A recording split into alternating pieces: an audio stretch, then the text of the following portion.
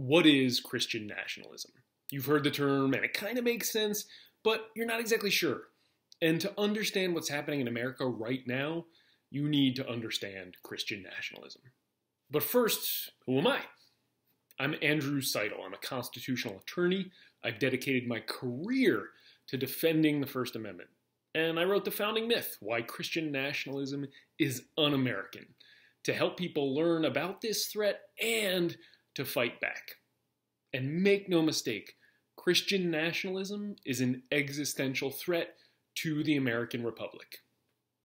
Christian nationalism is a political theology based on the claim that America was founded as a Christian nation, that we are based on Judeo-Christian principles, and most importantly, that we've strayed from that foundation, that America has gotten away from its godly roots.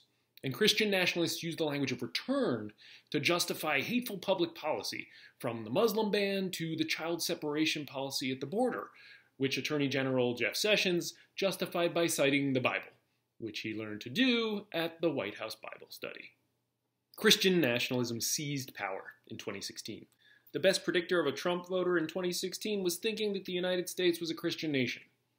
So Christian nationalism is not some scholarly debate about our founding, it's an attack on who we are.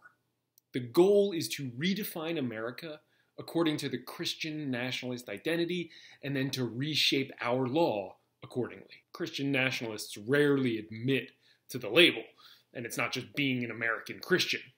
Rather, it's believing that to be an American is to be a Christian, and to be a Christian is to be an American.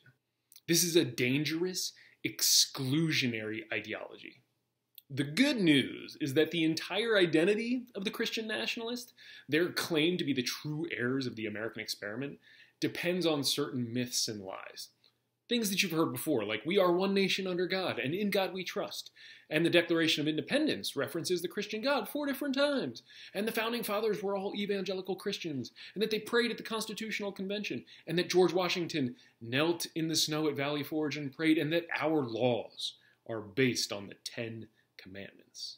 But none of that is true. Their identity is based on lies and myths. America will never be a Christian nation, because the moment it becomes a Christian nation, it will cease to be America. Christian nationalism is not going away. The attack on the Capitol, that failed, seditious insurrection, the coup, that was the culmination of Christian nationalism. 5 people are dead as I record this, but Christian nationalism is not. It's up to us to stop Christian nationalism. Here's how I put it at the Freedom from Religion Foundation National Convention. The Christian nationalist will not go gently into the obsolescence for which they are bound. They have grown accustomed to religious privilege. They are used to imposing their beliefs on unsuspecting school children.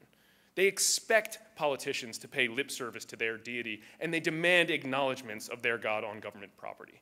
But that time is ending. The end of Christian privilege is near. Christian nationalists have persuaded too many Americans to abandon our heritage, to spurn our secular foundations in favor of their myth. But America invented the separation of state and church. It is an American original. The idea was born in the Enlightenment, but it was first implemented in the American experiment. And it is time for us to reclaim that heritage and bury their lies. This is not a Christian nation. Our Constitution does not belong to the Christian nationalists. It belongs to we the people, all of the people. And it's about damn time that we take it back. Thank you. Christian nationalism is a threat. It is a threat to the American Republic. It is fundamentally un-American. If that's the only thing you take away from this video, let it be that. And this video is barely an introduction. It's an oversimplification.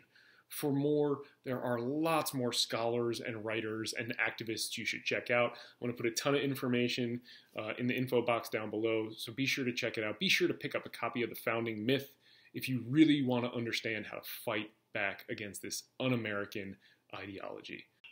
Be sure to subscribe to the channel and turn on the notifications for more. I don't have a sign off. I'm going to have to work on that.